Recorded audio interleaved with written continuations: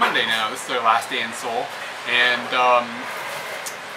when we were here like 6 years ago, we stayed in a specific area over and over in different hotels when we kept coming back to Seoul during that trip.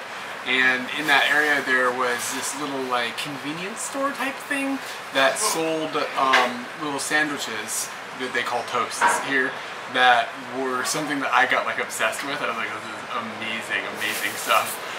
And it's a little strange, and it's something that I dream about all the time. I think about Korea, I'm like thinking about these sandwiches. It's just like a really weird thing to have associated with a country with such a like...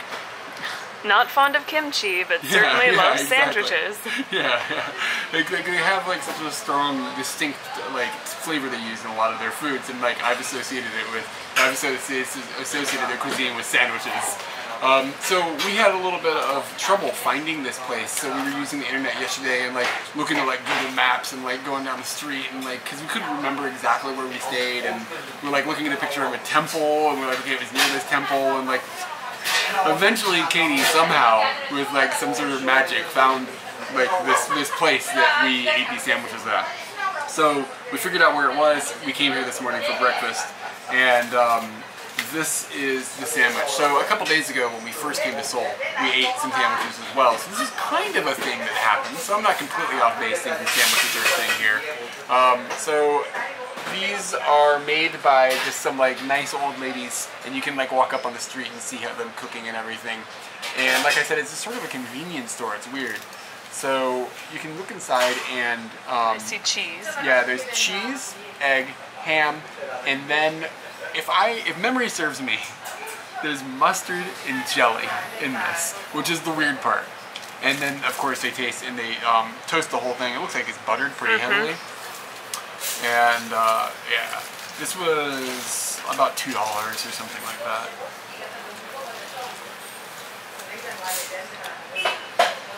Yep, mustard and jelly. I think it's strawberry.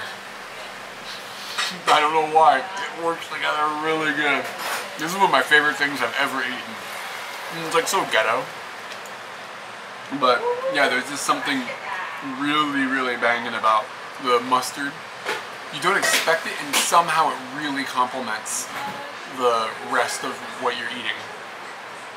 Yeah, this is going to be a thing we're going to start making in Japan, man. We need to open a toast restaurant in Tokyo. I'm down. I don't know if Japanese people would be down on this though. Do Japanese people like mustard? Like non-spicy mustard? I don't know. Let's see, Katie got... You got the same thing with vegetables in it, but then you also got... My sandwich is not different than yours, but the gimbap that we got on the first day, I really wanted to try one that had cheese. And you can see this nice little glob of cheese in here. Goes all the way through the tube. And I already ate a bite while Eric was talking, because I basically couldn't resist. And it's kind of like a Velveeta type cheese. So soft. There was a place that I wanted to go that had Gouda. They put Gouda inside of this. It's Gouda cheese? Yeah, Gouda cheese, but we were not going to make it there. But inside we've got egg, cheese, ham, don't know what the squiggle is, carrots, cucumbers, and pickled daikon. This is like the rainbow, this is the rainbow of taste, flavors, and colors.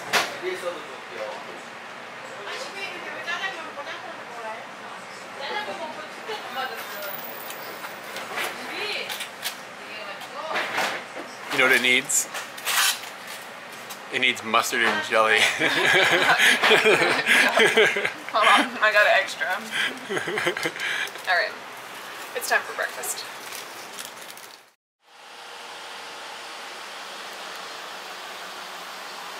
Today I wanted to do all of the outdoor stuff that we wanted to do on this trip in one day. Alright, so that's the plan. So far I've taken us to a 600-year-old road. That's all I know about the road, and I've seen a picture that has a nice view. Those are my aims for this activity. We are not in an area that feels like that at all, even though we're in the right area.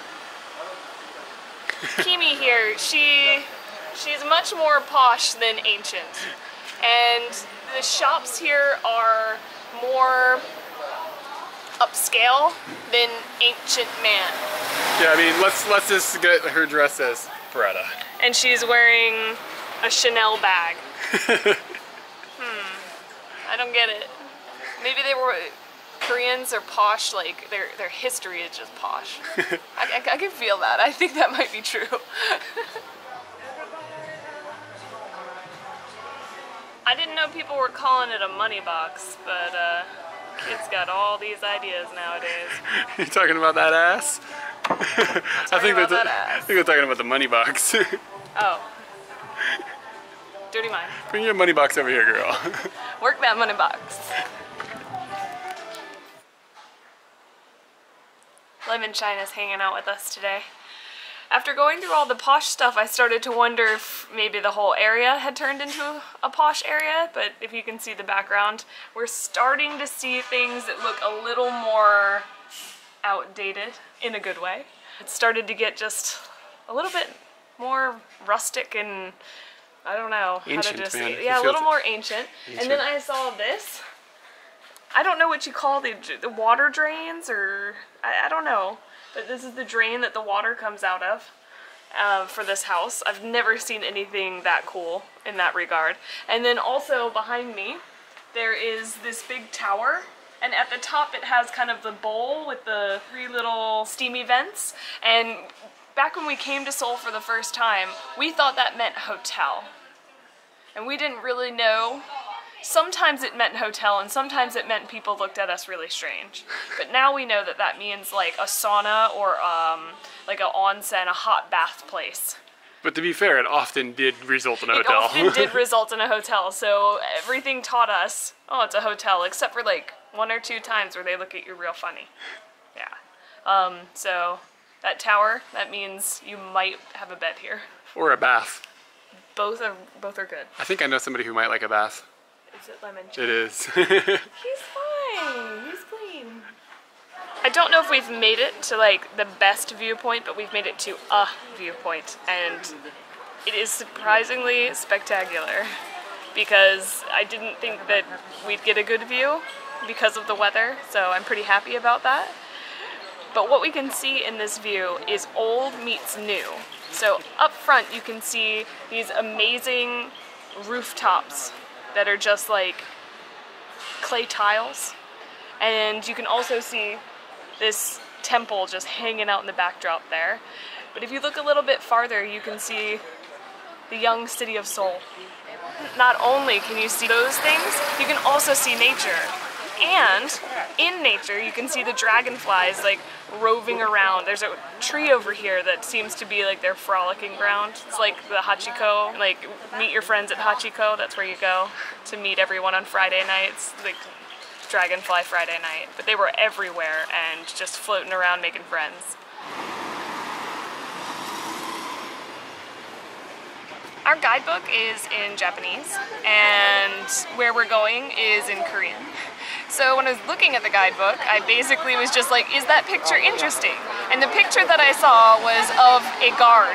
And I was like, well, he's guarding something and he looks really like into guarding. So I really want to go to this area. And it turned out to be the Blue House, which is the president's quarters here in Seoul.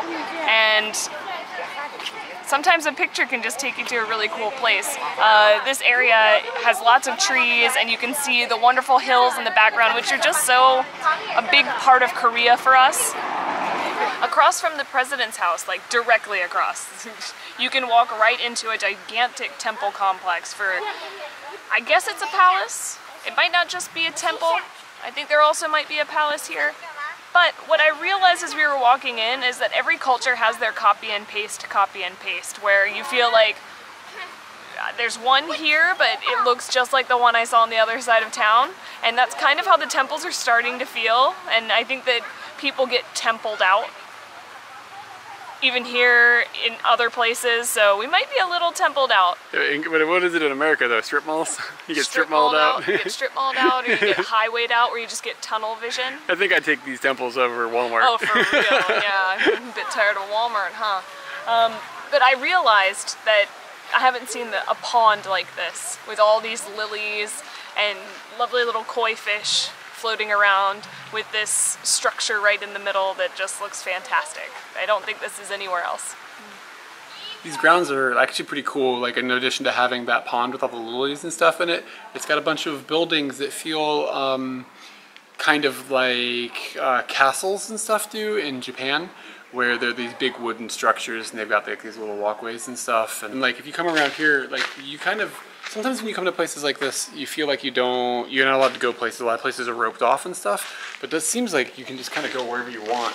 Yeah, we climbed kind of underneath of one and went through, and now we're taking the back alley. Walk up over in here, and I mean all the doors are shut. We can't go inside or anything, but it's still really cool just to see all the wood structure and like the way everything is constructed, and like to just be able to feel kind of like a little kid like sneaking around someplace you're not supposed to be, but it's okay, you know? It's Nana's house. We're sneaking around. Nana's house. Hold on a second here. It's tied on. Hold on a second. In the last few videos, you have talked a lot about Nana's house. This comes up a lot. What's going on with this? I don't know. Like, I used to get bored, and when I'd go to my Nana's house, I didn't really have anybody to hang out with. Sometimes my cousin would be there, and then we'd just do stuff. But when I was by myself, my brother's 5 years older than me, so I had to kind of find my own fun, and a part of it was going and looking at every single thing that was in Nana's house. So it's not that this looks like Nana's house, it's just the exploration. Because I was like, Nana's not Korean, right? No, Nana's not Korean. Nana is full-blooded American. She's got little trinkets everywhere in her house, and there's tons of rooms. And, well, this is all her old house, like when I was little. And I just liked to look like, oh, there's a book there. What's this book about? Find out everything about Nana. Yeah. Oh, man.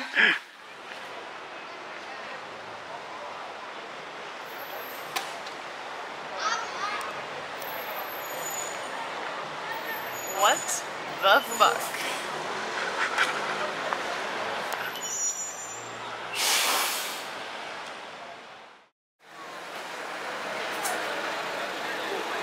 Apparently churros are a thing in Korea. I don't remember that being a thing in Korea last time we were here, but it is now. And we've come to a place that our book recommended, and I got a churro, and they jammed that thing in some ice cream. So they're making these things fresh. Like they've got this batter that comes out of this weird machine that like squirts it into his hand, and then it goes into the deep fryer. And let's see. I mean, this is like Korean. A churro. Correct me if I'm wrong here. That's Mexican stuff, right? Yeah, yeah. Okay. I'm a Mexican expert. Yeah, you are. The ice cream is really rich for a soft serve ice cream. And it's hot. Whoa. Let me pat my toe. Maybe.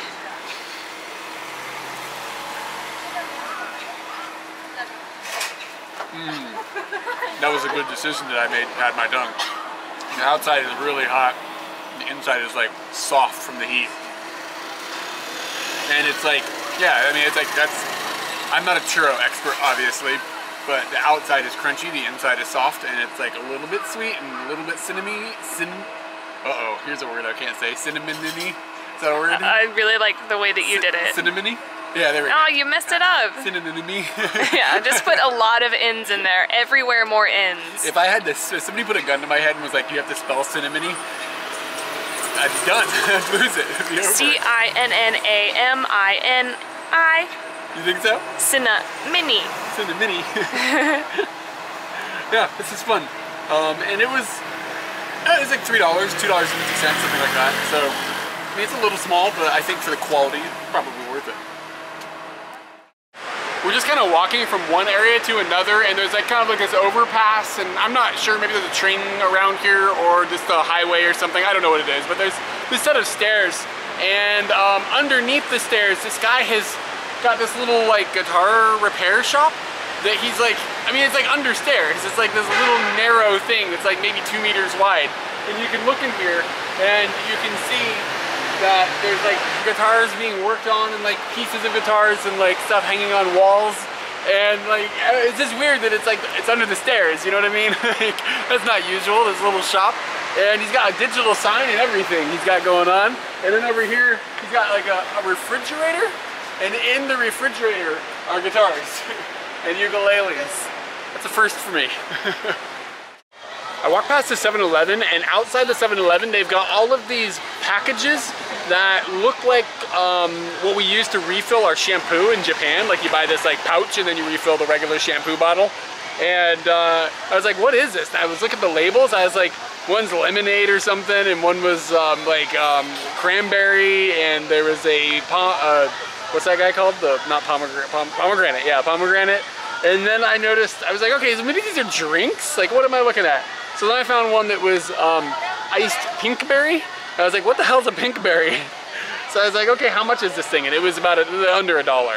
I was like, this is kind of clever because like, you can set this down even if it's been opened and you can still like, it won't fall over or anything. So it still functions as a cup, but it looks like it would be way cheaper to produce than a plastic container. Yeah, it's like a Capri Sun, son. But like, you know, a regular sized drink and everything. So I was like, oh, that's clever because then you won't have all, it seems like maybe it will produce less trash and be a little more environmentally friendly, even though it is just a plastic bag. But I was just thinking maybe, you know, somebody's done something smart. So I went and I bought it. It's like, okay, I'm gonna go in there and I'm gonna buy this. I'm gonna get a straw. I'm gonna jam the straw in there and I'm gonna be rocking on my way, like Capri Sun style. But then she was like, all right, and she told some guy to go do some stuff and he came over and he handed me a plastic cup and then a bag of ice.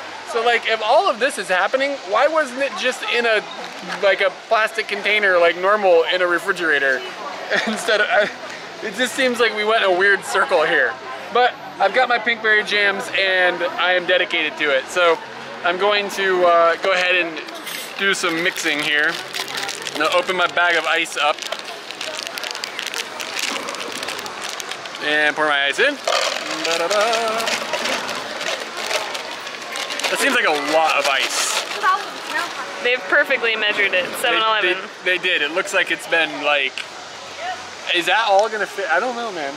Is has somebody done the science? And I'm worried about getting this on my clothes. I'm wearing white, and pinkberry juice and white doesn't seem like a safe combination.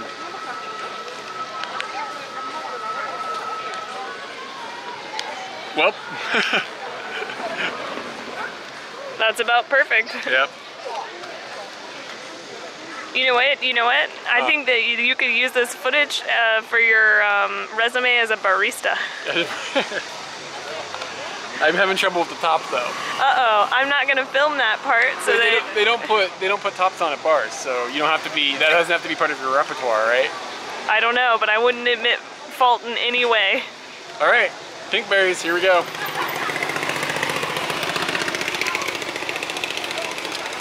Yeah, it tastes pink. I don't know. It tastes like cranberry, grapefruit. It's like a wine cooler with no wine in it. Tastes like, it tastes like a Otter Pop. Like, that's what it tastes like. You didn't know what an Otter Pop was, right? No, I didn't. So an Otter Pop is one of those frozen, it looks like this, and then you freeze it, and then it's like a treat for kids, like a long stick in the plastic container. Yeah, it tastes like that. So, I don't know. I was really looking forward to walking down the street with this, just like slurping it out, but I guess I'll go with this guy. As usual, we're just like walking randomly, and we came across this little neighborhood that is full of electronics and stuff. Like, not like electronics like Best Buy, but like electronics like the most legit old school Radio Shack you could ever think of.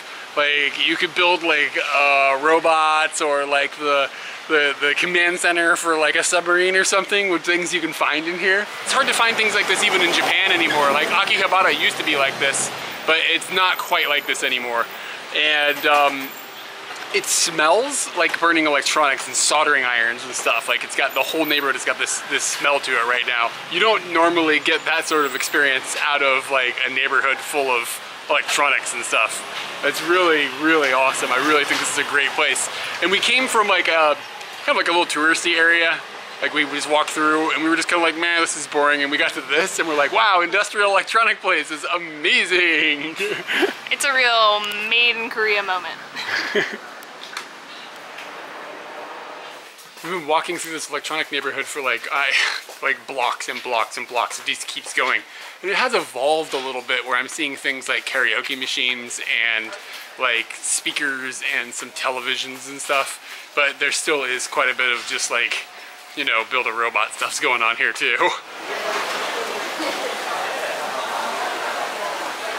This This 2 kilometers is only supposed to be taking us like 20 minutes to get somewhere, but we keep finding really, really amazing things. Are we gonna miss our flight? I don't know. Would it be worth it? Totally. Oh, we're at some sort of market that is very colorful and exciting.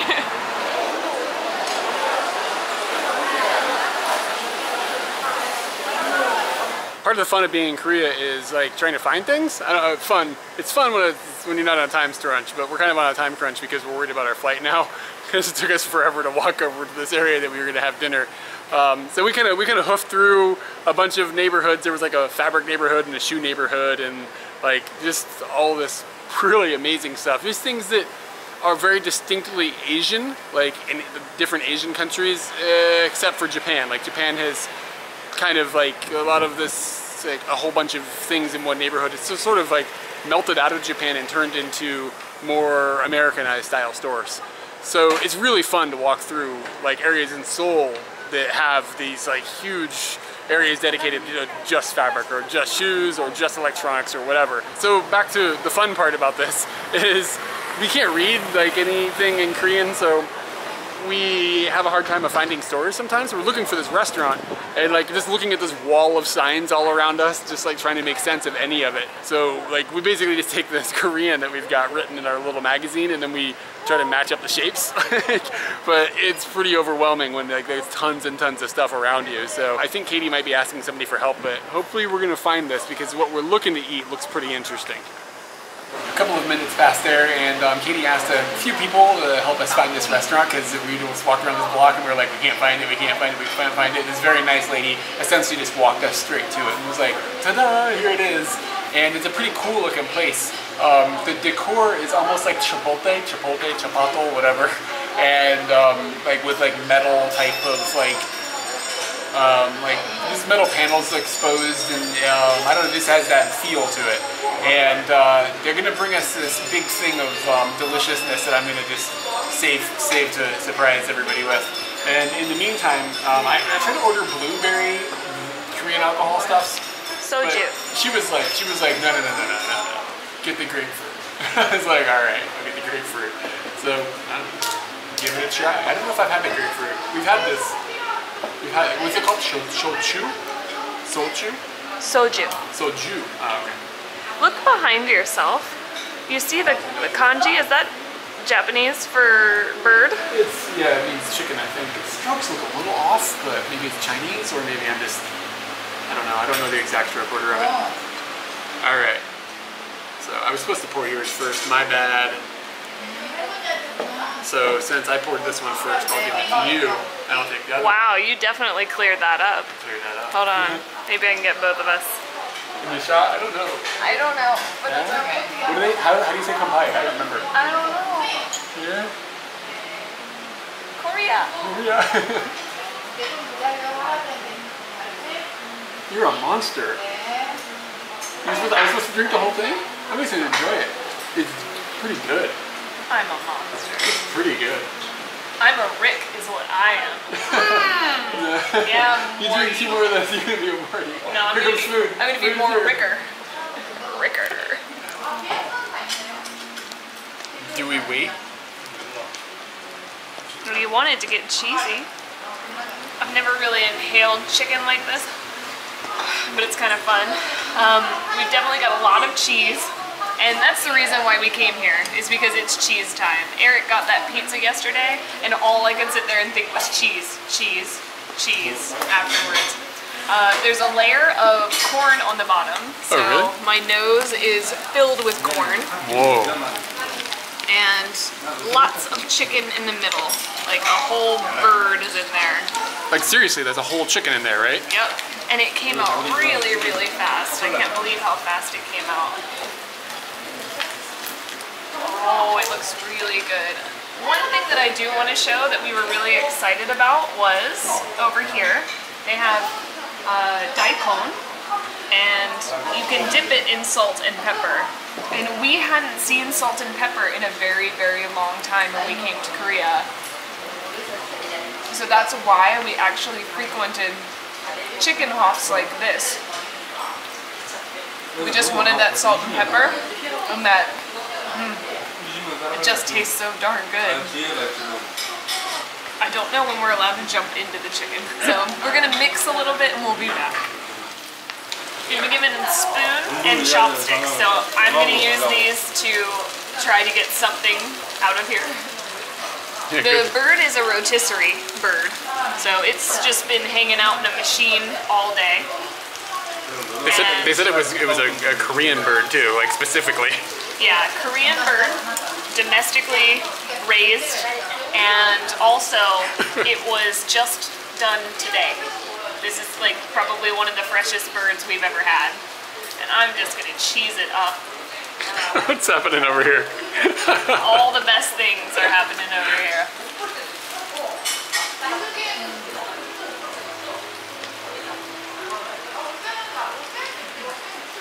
Definitely cheesy.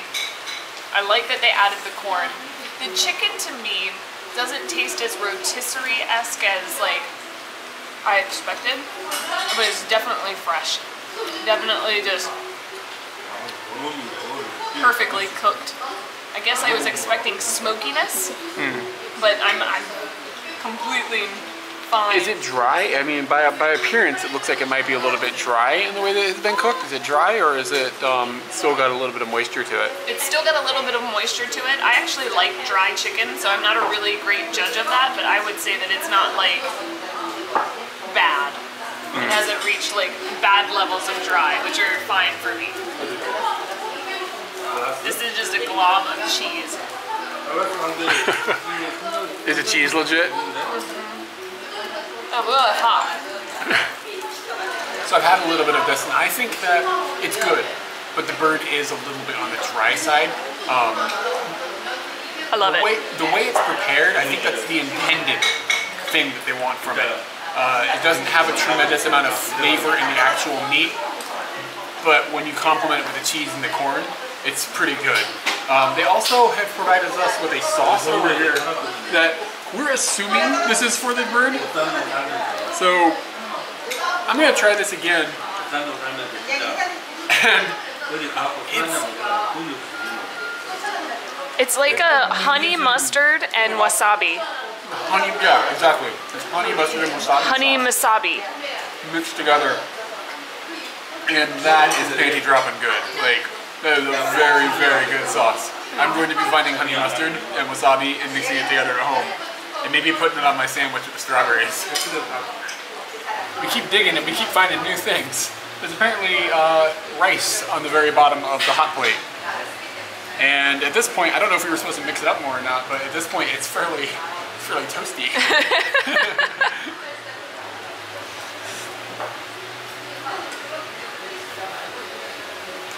A little crunchy. Not bad. Is that cheese that got crunchy? It's rice that's crunchy. It's totally not bad. I mean, it's absolutely fine. I'm not sure if we did it wrong though. Maybe we're supposed to mix it up more. I don't know. This is a pretty fun experience. I feel like I'm like you know, like what's it? Architectural digging, like you know, dinosaurs and stuff. Like you're digging and digging. Oh God, I found a T-Rex. Oh, I found some like crusty rice. I'm digging and I'm finding more new things. I don't have any idea what that is. It looks like a gigantic almond. Can I eat this? Stoinum. Is this? What did you say? Stoinum. What is sternum? What is that? The sternum, yeah. Stoinum. You think it's part of? What makes you think of that word? I don't know. That's just what it looks like to me. Did you drink too much? No. Yeah, I don't know. Is this food? It looks like a nut. Oh, it's soft. I don't know if that's edible. I think that just might be some. It's Stoinum. It's definitely a nut of some sort. But I'm not sure if I'm supposed to be eating that or not. It looks like wood. Yeah, it does. Am I eating wood? Let's have more to drink. There's a plane behind us. There is a plane behind us. That means we're going home. It has been 3 crazy days. At this moment, I feel like it's like 5 in the afternoon. We should be going out and getting dinner, but it's really 10 o'clock and we'll be getting on a flight in about 40 minutes, and it's been a whirlwind of a 3-day weekend. And people might wonder, why'd you only go for 3 days? Right now is the busy season for my work, so it's actually very, very, very rare that I would be able to take time off, and I actually didn't. Today is a holiday at work, but I should be on call and be available to come in and read. But you have a cool boss. But I have a cool boss, and I asked for these days off like 6 months ago. Like, just put it in there, was like, we'll see what happens about it. And it all worked out, and we're here, and, well, not for long, and we're going back. But, so we're at the airport now. You know the thing that's gonna be hard about this, when we came here, we didn't really sleep, and then we just, like, pounded the ground and, like, went and explored Seoul. When we go back, we're gonna miss the last train back into Tokyo, so we're gonna have to stay in the airport until like 5 a.m., which is gonna be probably 5 or 6 hours, and then just like and wait. then I'm going straight to work. She's going straight to work. Yeah. Yeah. Yikes. Whatever. I mean, it's just reading. It's totally worth it. Totally worth it. So, what did you think of Seoul this time? I want more time, and I want to come back, and I need more stomachs. Yeah, it's. You've seen the videos, then you're going to realize that basically we came here to eat, and... We didn't come here to eat, we just realized that was the main thing that you can do here. Yeah, the food is nuts. I think I need to do a little more research next time about like activities to do or events to go to. Maybe, but that's less time for eating. Most of the research that I did ended up just showing me food, which is not a problem. Yeah, what I think makes it stand out is that they have lots of street food and stuff, and it's super clean. So, like, you can eat the street food without being really concerned about, like, getting, you know, having something cooked improperly or having been stored improperly or whatever. So you have that atmosphere of street food mixed with, like, no fear, you know? And it just opens up, like, this huge world of things to try. And, like, Korean food is not something that I am typically fond of. Like, I don't really say that I'm a big fan of Korean food, but it's so distinctly different from anything else you eat that it's, like, you learn new parts of your taste buds and stuff just by having tried these things and stuff. And I think that I've dipped my toes into it a bit. I'm so proud of you. Yeah, and I'm okay with Korean food at the moment. It can win me over. It needs one more try, one more trip. So that's a reason to come back. All right, I can do that. I think that my favorite part about Seoul didn't necessarily have to do with Seoul. It had more to do with weather. When we travel, and for the 14 months that we traveled around the world, there were like 3 rainy days. Yeah, we were it was really like lucky. A ridiculous number of days that were all sunny. Sunny weather girls. We've made up the phrase sunny weather girls, and basically everywhere we go, we're sunny weather girls. And then the first day we got here, I was like, sunny weather girls. But we went out there, and even though we'd been up all night, we just were like, okay, we're gonna find stuff to do, we're gonna find things to enjoy, and it almost made it feel like it was worth fighting for. Like, traveling is worth fighting for, finding something fun to do, it's worth it. And I mean, it was wet, but I mean, who cares? It wasn't hot, it wasn't windy, which is really like what made it tolerable. Like, if it had been like cold and wet or windy and wet, that's when it sucks. Or dangerous, like super, like, yeah, ridiculous like a typhoon or something was but going it was just, on. I mean, it was wet. I mean, it was just water. Yeah, it was just like wet feet, whatever. And I mean, it didn't matter. the places that we ended up were some of my favorite things from the trip. Totally. So yeah, stingrays and delicious food. Yeah. One other thing that I want to mention, and something that we've talked about a lot, is how we'd been to Seoul before we lived in Japan, and our impression of it this time is absolutely different than what it was last time. I feel like we found gritty parts of Seoul that for some reason we somehow managed to miss or I've forgotten about. And it was awesome. Like, it was like my favorite part is finding those like gritty things. And I don't remember all the street food. I remember some, but not like what I saw here this time. No, and that like last market that we saw before we went to dinner tonight, I think, Yeah. Coming and we back didn't for have that. to. We didn't have time to actually explore it. We had to just get through it. And we had to sit there and have a chat about it. Like, should we eat here? Should we eat here, or are we walking to get this cheesy chicken? And it was like a 5-minute, like, we really have to think about this. And, there was no losing there, though. There was no losing, that's for sure. But yeah, I think I made the call on the chicken and then we were off. Yeah. So. But yeah, there's tons of reason to come back. I really like the city right now. Like just thinking about our experience we had the last 3 days, I'm really fond of it. It was amazing. Really cool. Yeah. Like we really need to keep an eye on cheap flights and just bust back over here and find some more craziness. I need a plane. Yeah. Or a boat. Boat would be a long trip. Need more than 3 days. Yeah.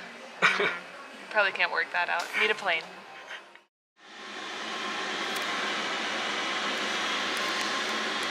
Good morning.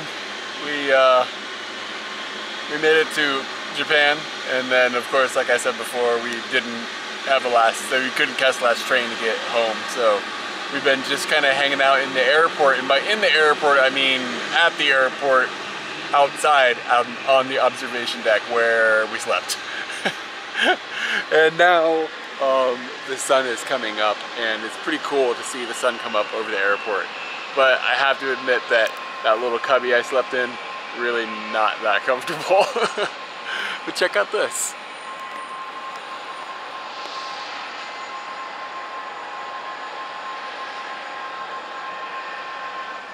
You ready to go to work? Yeah. Did you sleep at all? Maybe an hour. Oh, nice. High five. You did get a shower though. Yeah, I got a shower and a free drink card. What is this from? Oh, from the shower? Yeah, from the shower. You gonna go hit that guy up? I'm gonna hit him up. You're a Morty. Dang it! I was gonna say you were a Morty. That's unfair. I'm a little slow today. I'm a little tired, so... Like a Morty. Like pure Morty. Morty's got tons of energy. Does he? No, Rick is tired. Rick is like... He's old. I'm old. Yeah.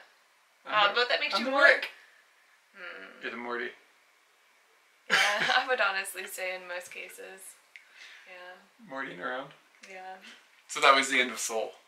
And if you're enjoying it, you can go to Facebook, Twitter, any of our social media areas. You can like and subscribe below, and... Yeah, like button. Push the like button. I want to see if it changes things. Like, I'm always curious about the math behind it now. Sometimes I even look at the analytics that they give us. I really don't often, but sometimes I do. Yeah, it's fun. Like, does the like button and like, does it help push up more views and stuff? I don't know. You should look at it more. You'd really enjoy it. Is this a Patreon supported video? Yeah, it is. And this one's a Patreon supported video, so people who go over to Patreon and they contribute there, it helps make amazing videos that we really take pride in and love and enjoy and have fun making, and really love that you enjoy them as well. So head on over to Patreon if you want to get involved in a different sort of way. The entire Soul series happened because 100% do that. Yeah. Yeah. So if anybody enjoyed those and wants to help out make more things like that, then that'd be cool. And we are going on another adventure, an international adventure soon. We're going to Malaysia, and then we're going to Borneo, the island of Malaysia, and we're going to do some exploring there in a couple of weeks. So I got the guidebook. I have already started highlighting. Nice. You have to have 2 highlighters and 1 pen. If anybody's been there and has any suggestions, yeah. Oh my God. that'd be cool to hear. Or if anybody lives there or anything. We'll be in Kuala Lumpur for a little while. Yeah, we're gonna be in Kuala Lumpur for a couple days, and then we're going to Borneo. So, because we've already been to the peninsula part of Malaysia in the past, so peninsular Malaysia. So we're not really looking to explore there. If you have like a restaurant suggestion or something in Kuala Lumpur, though, that would be like that'd be really cool to hear about. Yeah. If anybody has any like local tips. Yeah. And just then we toss have some stuff out there. Literally no idea where we're going on Borneo yet. Like, no, we haven't even got the flight to go from Kuala Lumpur to the island. I'm on like page 6 of the guidebook. Yeah, so we still have a lot of planning. Really diving in there hard. I'm pretty excited. I'm getting excited though. Yeah, me too. I'm looking excited to get out there, and we're hoping to get a motorbike again. Like at least do a bit of motorbiking. That's my hopes. I'm the navigator. It's because she's a bad driver. I don't... Think about it. In the ship, does Morty ever drive? I don't think so. He's driven. I saw him drive. Did he crash? He drove in the episode where he got to control the adventure. And they went to that giant's land and stuff. And I vaguely remember that. And then there was that toilet scene. Oh, God. I don't remember that. Okay, so we have some questions from Patreon. Danielle asks, what is the best/worst piece of travel advice you've ever gotten?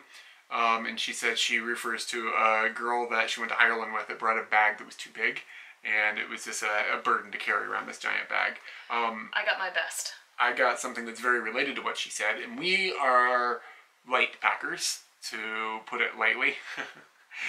We really try to keep like the amount of stuff that we haul with us like to a minimum. And most of the reason is because one, you just don't want to carry around heavy stuff, and two, if we're on a motorbike, two people on a tiny 150cc or smaller motorbike, like you can't carry a lot of stuff. Like you carry like one person's worth of stuff for two people. That's how it works. You know what I mean? So like that's like when we go to pack, it's like we take like book bags essentially that are slightly larger than school book bags.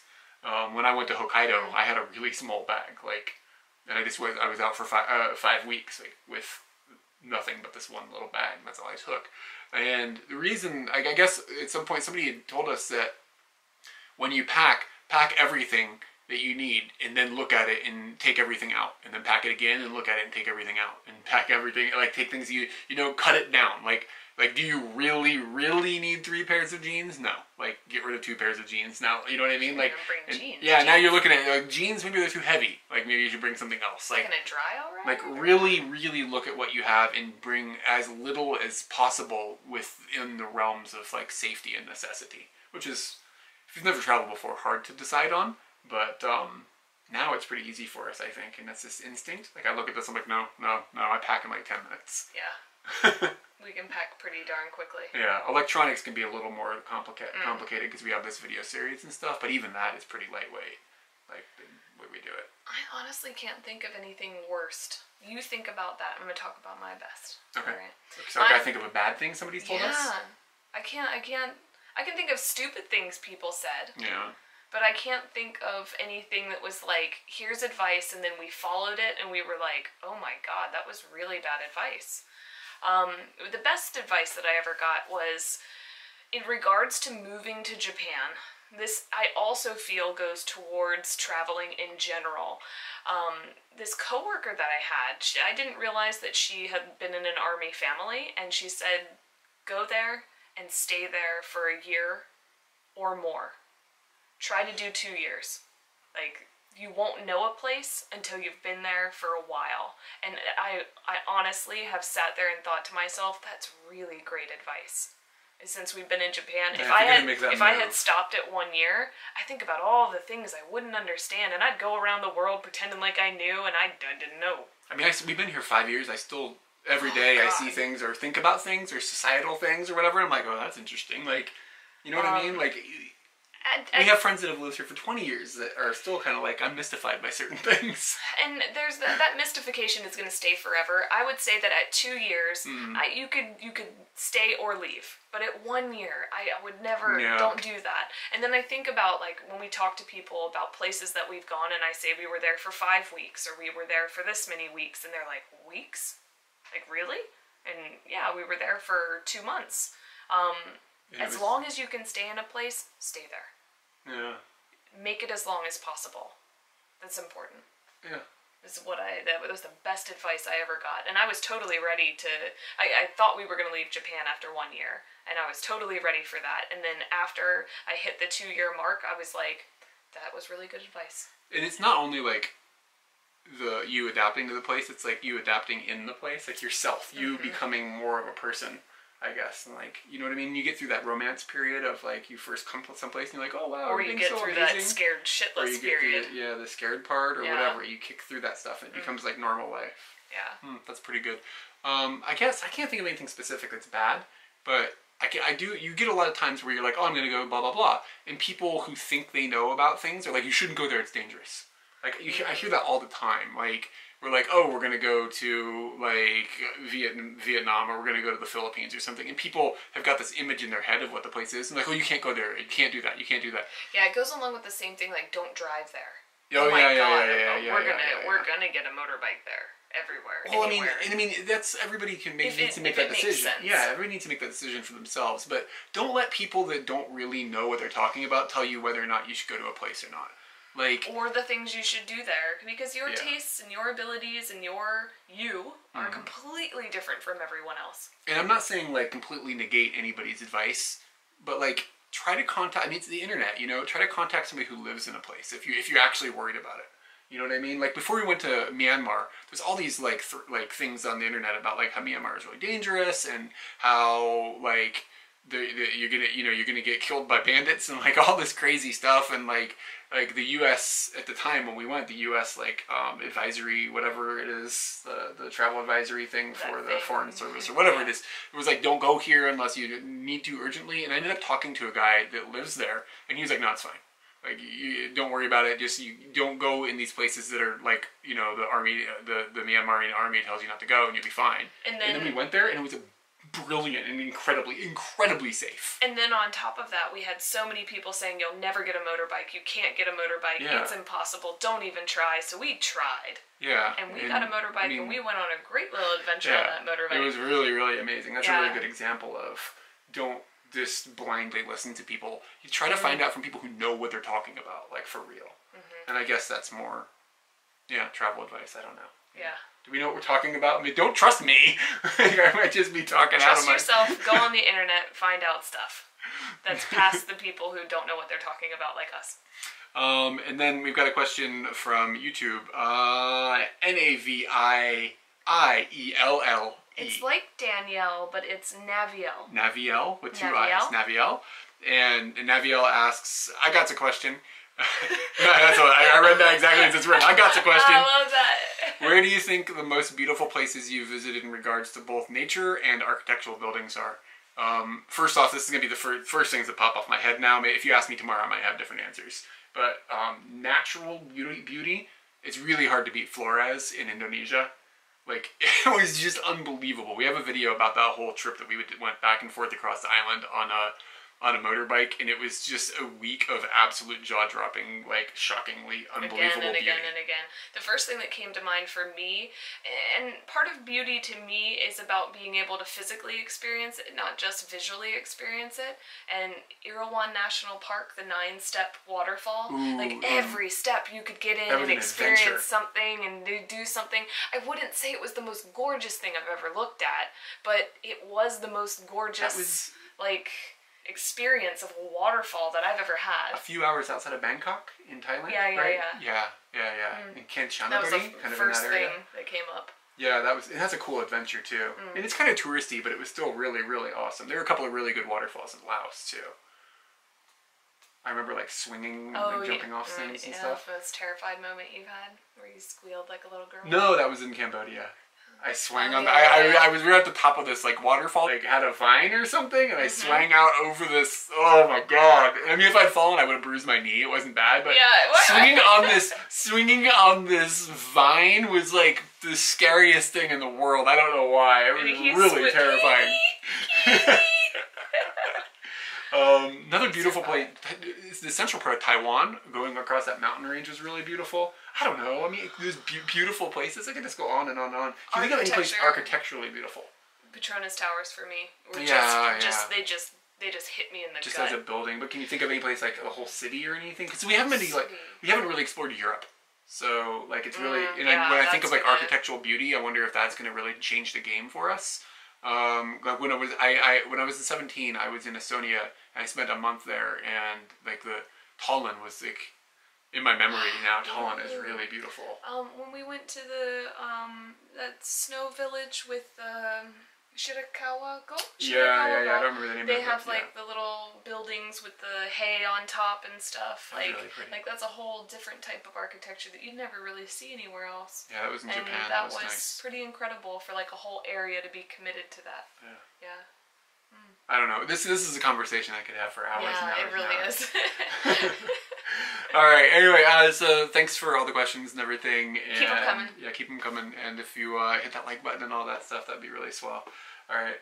Peace out, Morty.